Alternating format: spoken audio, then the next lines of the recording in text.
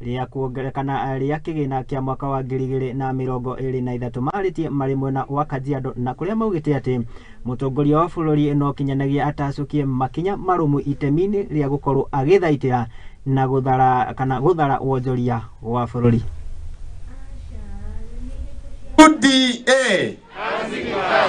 UDA ametengeneza budget yake ambaye kesho ndio tunapitisha ile finance bill, ile second reading kesho ndio inaenda kufanyika.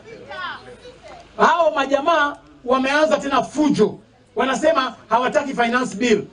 Sasa bila finance bill tutapata wapi pesa ya kukuja kuregesha gharama ya maisha chini?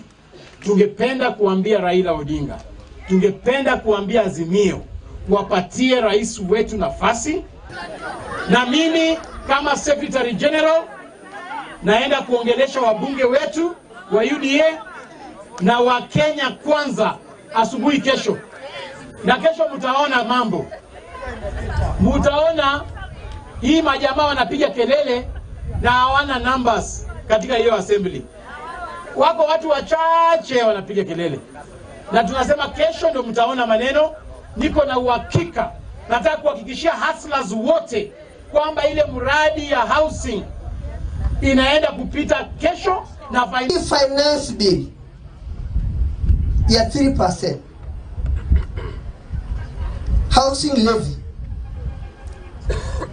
ni mipango mazuri kwa watu wa Kenya.